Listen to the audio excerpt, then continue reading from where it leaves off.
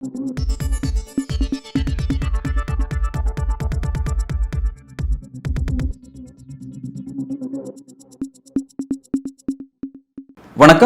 மூத்த பத்திரிகையாளர் இரா குமார் அவர்கள் தான் இன்றைய நமது அரசியல் பேசும் சிறப்பு விருந்தினர். சார் வணக்கம். வணக்கம். தூக்கத்திலிருந்தே இந்திய கூட்டணி கட்சியை சேர்ந்த எதிர்கட்சிகள் எலெக்ஷன் கமிஷன் மீதும் அந்த இவிஎம் மீதும் பல குற்றச்சாட்டுகள் வச்சுருந்தாங்க. நம்பகத்தன்மை இல்லைன்னு சொல்லிட்டு இருந்தாங்க. ஆனால் அதெல்லாத்தையும் கடந்து எலெக்ஷன் நடந்துட்டு இருந்ததை பார்த்தோம். 4 கட்டம் முடிஞ்ச 5வது கட்டத்தை நோக்கி எலெக்ஷன் நடந்து போயிட்டு இருக்கிறத கவனிக்கிறோம். ஆனால் இப்போ இந்த நேரத்தில் ஒரு முக்கியமான செய்தி வெளியாக இருக்குது. என்ன அப்படின்னா, முதல் கட்டம், 2ஆம் கட்டம், மொத்தம் 4 கட்டம், மொத்தம் 4 கட்டத்தில் பதிவான வாக்குகள் பதிவான போது வெளியிட்ட தகவல் ஒன்றா இருந்துச்சு. அன்றைய மாலை வெளியிட்ட தகவல் ஒன்றா இருந்துச்சு. அதன் பிறகு காலையில் கூட வெளியிட்டாங்க. மறுநாள் காலையில் கூட வெளியிட்டாங்க. ஃபஸ்ட் கட்டெல்லாம் 11 நாள் கழிச்சு ஃபைனல் ரிப்போர்ட் அப்படின்லாம் வெளியிட்டாங்க. அது கடும் சர்ச்சைக்கெலாம் உள்ளாச்சு. இப்போ அந்த டோட்டலாக இப்போ வச்சிருக்க அந்த ஃபைனல் ரிப்போர்ட் அப்படிங்கிறது அன்றைக்கி சொன்னதுக்கும் இன்றைக்கி சொன்னதுக்கும் கிட்டத்தட்ட 5 to 6% வித்தியாசம் இருக்குது. இந்த 5 to 6% அப்படிங்கிறது கிட்டத்தட்ட 1,07,00,000 வாக்குகள் கூடுதலாக பதிவாக இருக்குது அப்படிங்கிற ரிசல்ட் வெளியே வந்திருக்கு. ரொம்ப அதிர்ச்சிகரமான செய்தியாக இருக்குது. 1,07,00,000 வாக்குகள் அப்படிங்கிறது எப்படி பார்க்குறது சார்? இது அப்புறம் எதுக்கு இவிஎம்னு வச்சுட்டு இருக்காங்க? டக்குன்னு தெரிஞ்சிடும்ல. உங்களுக்கு ஓட்டு சீட்டு இருந்த காலத்தில் மறுநாளே சொல்லிவிடுவாங்க. ஓட்டு சீட்டு இருந்த காலத்தில் நைட்டு ஒரு சொல்லுவாங்க, மறுநாள் காலம் எக்ஸாக்ட் ஃபிகர் 0.15 வரைக்கும் சொல்லிவிடுவாங்க. அதை தேர்தல் ஆணையம் இவ்வளோ நாள் கழிச்சு முதல் கட்ட தேர்தல் எப்போ நடந்தது? போன மாதம் 19ஆம் தேதி. அடுத்தது 1 மாதம் ஆகிப்போச்சு. 1 மாதம் கழிச்சு அப்போ 28 லட்சம் வாக்குகள் அதிகமாக போலாச்சு. நாங்கள் தப்பாக சொல்லிவிட்டோம், இதுதான் கரெக்டுன்னு இப்போ சொல்கிறாங்கன்னு சொன்னால், இந்த தேர்தல் ஆணையம் ஒரு கையாலாகாத தேர்தல் ஆணையம் தான் தானே இருக்குது. இன்னொன்று என்னென்னா, அதுக்கு ஏன் குறைச்சி சொல்லியிருப்பாங்க அப்படின்றத இப்போ யோசித்தோம்னு சொன்னால், வாக்கு சதவீதம் அதிகரித்தால் அரசு மீதான அதிருப்தி காரணமாக வாக்கு சதவீதம் அதிகரிக்கும். அதனால தான் அப்படின்ற ஒரு நரேட்டிவ் செட் பண்ணுவாங்க. மக்கள்லாம் இந்த அரசு ஒழியணுன்ட்டு வீட்டை விட்டு வெளியே வராதவங்களாம் ஓட்டு போடுவான். அப்போ 5%, 6% என்ன ஆயிடுச்சு பாருங்கள், 70+ ஆகிடுதெல்லாம் இல்லையா? அந்தளவுக்கு ஓட்டு போட்டிருக்காங்கன்னு சொன்னால் அரசுக்கு எதிரான ஆன்டி இன்கம்பன்சி தான் அவ்வளோ போலிங் அதிகமாகிறதுக்கு காரணம். அரசுக்கு எதிரான வாக்கு பதிவாயிருக்குன்னு சொல்லி ஒரு நரேட்டிவ் செட் ஆகிடுச்சுன்னா, அது அடுத்தடுத்த ஃபேஸ் கட்ட தேர்தலில் பிஜேபி எகென்ஸ்டாக போகும். இது எப்படி சார் நம்ம அப்படி பார்க்க முடியும்? இப்போ 2014 ஆட்சி மாற்றம் வருது. மோடி அப்போ தான் ஃபஸ்ட்டு வர்றாரு. அவர் வருவதற்காக அன்றைக்கி வாக்கு சதவீதம் 2011 பெரிய அளவில் வாக்கு பதிவாச்சுங்கிறத பார்த்தோம். 2019 அதோட ஒரு சின்ன வேரியேஷன்ஸ் தான். அப்போ அதிகமான வாக்கு பிரிஸ்க் போலிங் இருந்துச்சுன்றதை பார்க்குறோம். அப்போ மோடி திரும்ப வேண்டும்னா அவ்வளோ பேர் மக்கள் வாக்களித்தாங்க. அப்போ இப்போ வாக்கு சதவீதம் அதிகமாக இருந்துச்சுன்னா அப்போ திரும்ப மோடி வேணும் தான் நினைக்கிறாங்க. எப்படி மோடிக்கு எதிராக மாறி கிடையாது. கவர்மெண்ட்டில் யார் இருக்கான்னு தான் பார்க்கணும். கவர்மெண்ட்டுக்கு எதிராக வாக்களிக்கிறாங்கன்னு தான் பார்க்கணும். யார் வரக்கூடாதுங்கிறத போகிறது, யார் வரக்கூடாதுங்கிறதுக்காக வர இன்னொருத்தவங்க ஓட்டு. ஓகே சார், 2014 காங்கிரஸ் இருந்தாங்க. காங்கிரஸ் போகணுன்றதுக்காக மக்கள் அதிகமாக வாக்களிச்சாங்க. அப்படி பார்த்துக்கலாம். இப்போ மோடி பிரதமராக இருக்காரு, மோடி கூடாது அப்படிங்கிறத வாக்கு போடுவாங்க. ஆனால் 2019 இதே மாதிரி தானே வாக்கு அதிகமாக. அரசு மீது கோபம் இருந்தால் வாக்குப்பதிவு அதிகமாக இருக்கும். ஆனால் இது எப்படி சார் டிப்பிக்கலாக பொருந்துதுங்கிற ஒவ்வொரு பகுதிக்கு ஒரு மாதிரி இருக்குது சார். இப்போ ஒவ்வொரு ஸ்டேட்டில் பார்த்தீங்கன்னா, இப்போ நடந்த இந்த 4 கட்ட எலெக்ஷன்லையும் பார்த்தீங்கன்னா வெஸ்ட் பெங்கால் தான் அதிகமான வாக்குகள் பதிவாக இருக்குது. கிட்டத்தட்ட 80% கிராஸ் ஆனது அங்கே தான் பார்த்தோம். மற்ற எங்கேயும் பதிவாகலை. இப்போ பீகாரில் 52, உத்தரப்பிரதேசில் 50, 52, 55 அந்த ரேஞ்செல்லாம் இருக்கும். ரொம்ப மோசமான வாக்குப்பதிவாக இருக்குது. அப்படி இருக்கும்போது இதை வச்சு நம்ம எப்படி அந்த இன்னொன்று நடந்திருக்கு. இஸ்லாமியில் ஓட்டு போட விடாமல் விரட்டி அடிச்சிருக்காங்க. பல வாக்குச்சாவடிகளில் போலீஸே விரட்டி அடிச்சிருக்கு. அதெல்லாம் நடந்திருக்கு. அப்படி வரும்போது அங்கெல்லாம் கொஞ்சம் வாக்குப்பதிவு குறைய தான் செய்யும். ஓகே, அது ஓகே. ஏதோ ஒரு சின்ன எக்ஸாம்பிள், எல்லா இடத்துலையும் அப்படி செஞ்சிருக்க இல்லை. ஒரு சின்ன இடத்துல பயந்துக்கிட்டு கொஞ்சம் பேர் போகாமல் அவங்களாவே போகாமல் இருப்பாங்க. பயந்துக்கிட்டு எதுக்குடா வம்பு அப்படின்னு சொல்லிட்டு அதான் காரணமாக இருக்கும்.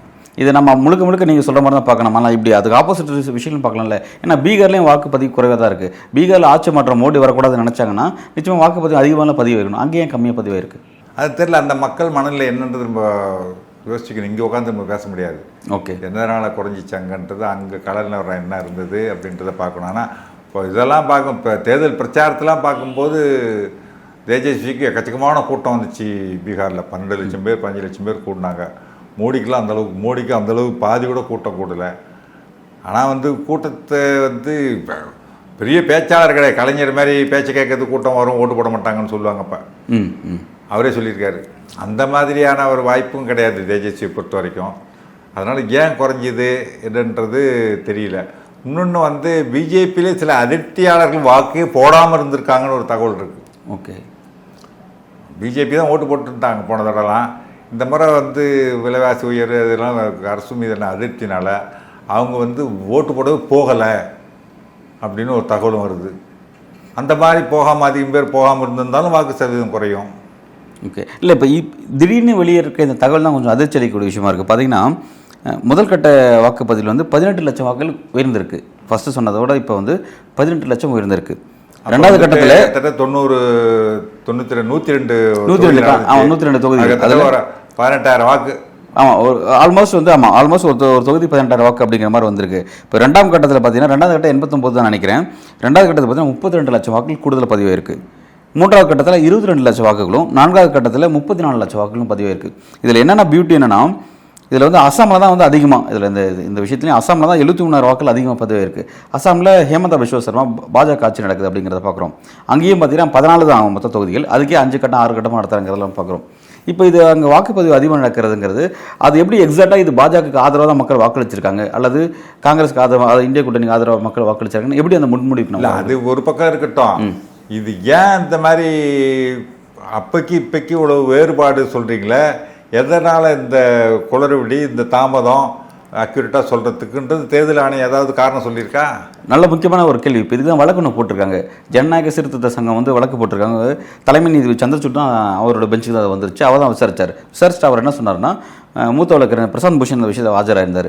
அவர் தெளிவாக கேள்வி கேட்டார். ஒவ்வொரு வாக்குச்சாவடியிலையும் அந்த 17C ஃபார்மில் உங்களுக்கு எல்லாமே தெரிஞ்சிடும், அன்றைக்கி ஈவினிங்கே வந்துடும்.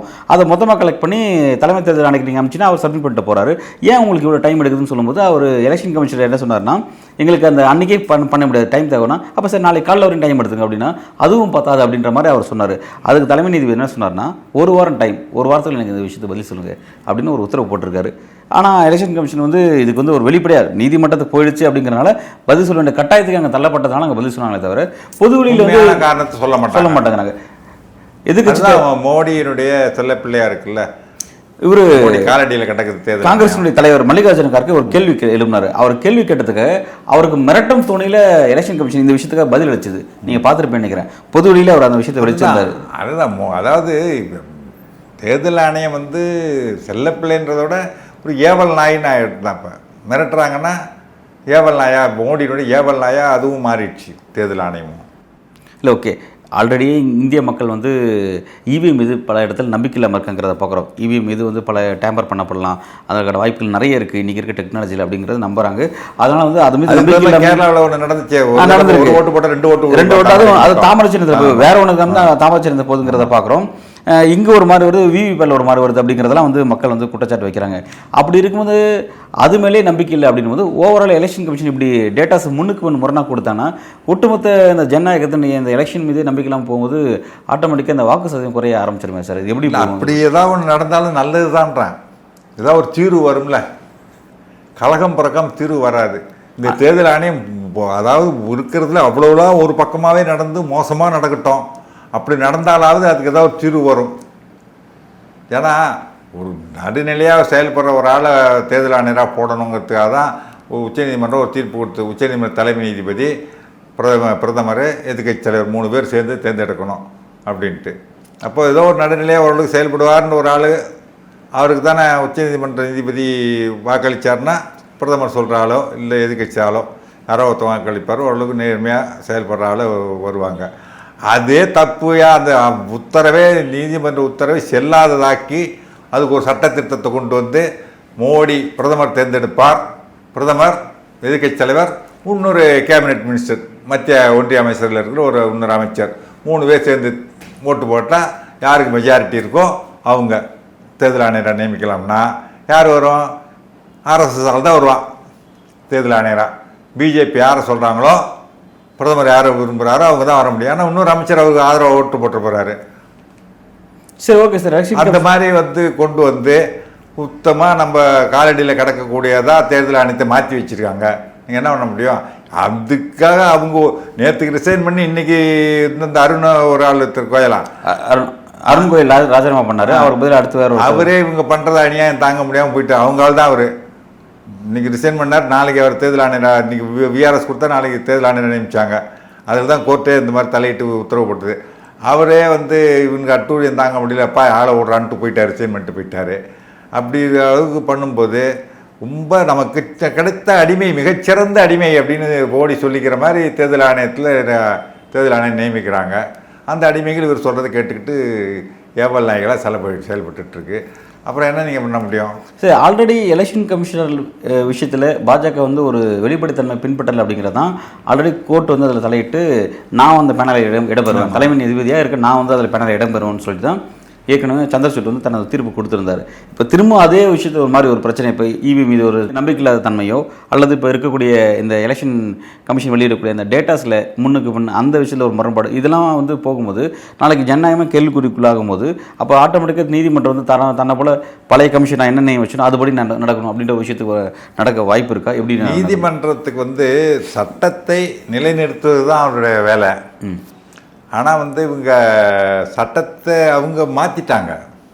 இப்படி ஒரு சட்டம் இல்லை யாருக்குன்னு இவங்க சட்டத்தையே புதுசாக வந்து உச்சநீதிமன்றத்துக்கு வெளியில் போகிறதுக்கு ஒரு சட்டத்திட்டத்தை கொண்டு வந்து மாற்றிட்டாங்க. உச்சநீதிமன்றத்துக்கு ஒரு சில அதிகாரங்கள் என்னென்னா இவங்க கொண்டு வந்திருக்கிற சட்டம் எகெயின்ஸ்ட் த கான்ஸ்டியூஷனாக இருந்தால் தலையிட்டு அந்த சட்டம் செல்லாது அப்படின்னு சொல்கிறது உச்சநீதிமன்றத்துக்கு அதிகாரம் இருக்குது. இப்போ கான்ஸ்டியூஷனில் இந்த மாதிரி வந்து எலெக்ஷன் வந்து இப்படி நடத்தலாம், சார்புத்தன்மையோட ஒரு எலெக்ஷன் கமிஷன் செயல்படலாம் அல்லது இந்த மாதிரி டேட்டாஸ் முன்னுக்கு செயல்படலாம் இல்லை. அது சார்புத்தன்மையோட செயல்பட்டான்னு அது விசாரணை நடத்தினா தான் முடியும், உடனே சொல்ல முடியாது. வெளிப்படையாக அவரோட ஹேட் ஸ்பீச் இருக்குது, அந்த ஹேட் ஸ்பீச்சுக்கு எலெக்ஷன் கமிஷன் என்ன நடவடிக்கை எடுத்துங்கிறது உலகமே பார்க்குது. நோட்டீஸ் அனுப்பி அப்போ சார்புத்தன்மை தானே அது நோட்டீஸ் அனுப்பியிருக்கோம், அவங்க பதில் வந்திருக்கு. நோட்டீஸ் யாருக்கு அனுப்பிச்சீங்க? கட்சி தலைவர்கள் அனுப்புறீங்க, அங்கே சந்திரசேகர் நடவடிக்கை எடுக்கிறீங்க. காங்கிரஸ் மாதிரி பாருங்க, நம்ம ராகுல் காந்தி பேசியிருக்காருங்க, அதை பற்றி எங்களுக்கு கம்ப்ளைண்ட் வந்திருக்கு, அதுக்கும் கட்சி தலைவர் தாங்க நாங்கள் அனுப்பிச்சிருக்கோம். நாங்கள் பாரபட்சமே கிடையாது. இது எப்படி சேர்த்துக்கூடிய விஷயம்? வெளிப்படையாக வைக்கிறார்கள் அவர். நடைமுறையை நாங்கள் மாற்றிட்டோம். பிரதமர்னு வரும்பொழுது நாங்கள் நடைமுறையை மாற்றிட்டோம். அதே மாதிரி ராகுலுக்கும் தான் பண்ணியிருக்கோம். ராகுலுக்கு மட்டும் நேரடியாக அனுப்பலையே, காங்கிரஸ் தான் அனுப்பியிருக்கோம். நாங்கள் வந்து நேர்மையானவர். ஆனால் கேசிஆர் என்ன பண்ணார்? அவருக்கே டைரக்ட் அனுப்பிச்சிங்க, அவரே 42 மணி நேரம் தடை போட்டீங்க அவருக்கு. அப்போ அவரும் அதே தானே பண்ண. மோடி பேசுனது ரொம்ப மட்டமாக அவர் கொஞ்சம் குறைச்சா. அது போன மாதங்க, இது இந்த மாதம், அது போன மாதம். அப்போ அரசியலமைப்பு சட்டம் உங்களுக்கு மாதம் மாறிட்டே இருக்குமா? நாங்கள் நடைமுறையை மாற்றிட்டோம், தேர்தல் ஆணையம் நடைமுறையை மாற்றிக்கிறோம். அப்போ உங்கள் ஸ்டைல் நானும் நிர்வாகம் பண்ணிட்டேன், உங்கள் ஸ்டைல் நானும் நீதி வழங்கிட்டு போகிறேன்னு சொல்லிட்டு இப்போ நீதிமன்றம் இதே ஸ்டாண்டில் நீதி வழங்குச்சுன்னா நாளைக்கு அதே பேனல் பழைய பேனல் வழங்காத நீதிபதியெலாம் இருக்காங்கல்ல, தெரியாதா? நேற்று வரைக்கும் நீதிபதி இன்றைக்கி ரிசைன் பண்ணிட்டு நாளைக்கு போயிட்டு பிஜேபியில் சேர்ந்து எலெக்ஷனில் நிற்கிறார் ஒருத்தர் வெஸ்ட் பெங்காலில். அவர் தீர்ப்பு கொடுத்துருந்துருக்கார், அது வரைக்கும் நீதியெலாம் வழங்கலை, தீர்ப்பு கொடுத்துருக்கார். ஏங்க இந்த சதாசிவம் ரிட்டையர் ஆனவுடனே கவர்னர் ஆகிறாரு, எப்படி ஆனார்? ரஞ்சன் கோகாய் எம்பி ஆகிறாரு. ரஞ்சன் கோகாய் இந்த ராமர் கோயில் வழக்கு தீர்ப்பு கொடுக்குறாரு, கொடுத்த உடனே ராஜ்யசபா எம்பி ஆகிறாரு. நாசர் அவர் ஆந்திராவோட ஆளுநராக இருக்காரு. அவங்களாம் எப்படி ஆனாங்க? நான் என்ன சொல்கிறேன், நீதிபதியாக இருக்கிறவங்க ரிட்டையர் ஆனதுக்கு பிறகு நல்ல பென்ஷன் கொடுக்குறாங்க, வீட்டிலலாம் கொடுத்துருக்காங்க, வசதியாக இருக்காங்க. அப்புறம் என்னத்துக்கு அவங்களுக்கு பதவி வேணும்? பதவி கொடுக்கக்கூடாதுன்னு ஒரு சட்டம் கொண்டு வரணும். சார், இப்போ என்னோட கேள்வி என்னென்னா, நம்ம தேர்ந்தெடுக்கக்கூடிய அரசு இந்த மாதிரி ஒரு மோசமான நிலைமைக்கு போகுது. சரி, அரசால் பாதிக்கப்படக்கூடிய சூழலுக்கு மக்கள் தள்ளப்படும் போது நீதி கேட்டு நீதிமன்றத்தை போகிறோம். நீதிமன்றம் எப்படி இருக்குது? சாமானியனின் கடைசி நம்பிக்கை நீதிமன்றம். அதுவும் ஒரு சார்பு தான் போயிடுச்சு. இப்போ சந்திரசூட் வந்த பிறகு கொஞ்சம் ஒளி தெரியுது, நம்பிக்கை ஒளி பிறந்திருக்கு சந்திரசூட் வந்த பிறகு. அதுக்கு முன்னாடிலாம் இல்லை. சந்திரசூட்டை நம்பி இன்னும் 2 வருஷத்துக்கு ஒரு நம்பிக்கையோடு இருக்கலாம். 2 வருஷம் இல்லை சார், இப்போ அவ்வளோதான் முடிய போகுது நினைக்கிறேன். அவரோட ஒரு 1.5 வருஷமாக இருக்காரு, 1 வருஷம் 2 வருஷமாக இருக்குது. அது வரைக்கும் நம்ம வந்து கொஞ்சம் நம்பிக்கையோடு இருக்கலாம், நீதிமன்றம் காப்பாற்றும் அப்படின்ட்டு. அதுக்கப்புறம் யார் வராங்கன்றது. அடுத்த நீதிபதி வந்து நாகரத்னா நினைக்கிறேன். அந்த அம்மா தான் வந்து அந்த பணமதிப்பு இழப்பு நடவடிக்கை கடுமையாக விமர்சனம் பண்ணியிருந்தாங்க. இப்படி ஒரு முட்டாள்தனமான நடவடிக்கை எந்த நாட்டிலையும் செய்ய மாட்டான்னு சொல்லிட்டு ரொம்ப காட்டமாக அந்த பெஞ்சில் பணமதிப்பு சப்ஜெக்டில் ரஞ்சன் கோகை கூட வெளியில் வந்து 4 நீதிபதிகளோடு சேர்ந்து தலைமை நீதிபதி சரி கிடையாது, அரசுக்கு ஆதரவாக அதெல்லாம் அங்கங்கே யாருக்கு வைப்பாங்களோ அதுக்கு தகுந்த மாதிரி கேஸ்லாம் அவங்க மாற்றி விட்றாரு, இல்லை சரியில்லைன்னு முதல் வரலாற்றிலே, உலக வரலாற்றிலே இந்த மாதிரி நடத்துறாங்க. ப்ரெஸ் மீட் நடத்தி எல்லாம் சொன்னவர் தான். அதன் பிறகு அவர் தலைமை நீதிபதி ஆனார். எப்படி தீர்ப்பு கொடுத்தாரு? டாக்குமெண்ட்டே இல்லாத ஒரு இதுக்கு தீர்ப்பு கொடுத்தாரு, ராமருக்கே சொந்தம் அப்படின்னு சொல்லி. அதை கூட நான் விமர்சிக்கல. நான் அப்போ கூட பரவாயில்ல விடு, ஒரு பிரச்சனை தீர்ந்துச்சு இல்லை, முடிச்சிட்டார்ல. நீண்ட காலமாக இந்த பிரச்சனை ஒரு ஓகே ரைட் ஓகே பரவாயில்லன்னு நினச்சோம். அடுத்த 2 மாதத்தில் நீங்கள் ராஜ்யசபா எம்பி ஆகும்போது ஓஹோ அதுக்கு பரிசு தானோ இது, அந்த தீர்ப்புக்கு தான் இது பரிசு ராஜ்யசபா எம்பி அப்படின்னு தோணுதில் சந்தேகம் வருதில்ல. அப்போ நீங்கள் நீதி வழங்குனீங்களா தீர்ப்பு சொன்னீங்களா அப்படின்ற சந்தேகம் வருதில்ல. Right sir. இப்போ எல்லா அவர் என்ன பண்ணார், அவர் ஏதோ கொஞ்சம் நேர்மையாக இருக்கிற மாதிரி நினச்சாரு, அதை கையை பிடிச்சி வித்தான்ட்டா அவர்த்தி.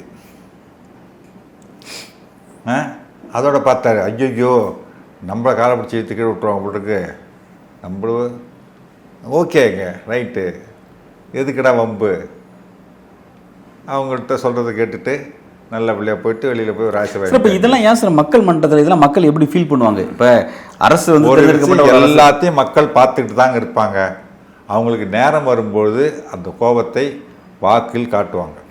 எனக்கு அந்த நம்பிக்கையே போயிடும் போல இருக்கு. ஏன் அப்படின்னா வட மாநிலங்கள் நிலவரம் வேற மாதிரி இருக்கு. நம்ம தமிழ்நாட்டிலேருந்து நம்ம வட மாநிலத்தை பார்க்கறத பார்வை வேற.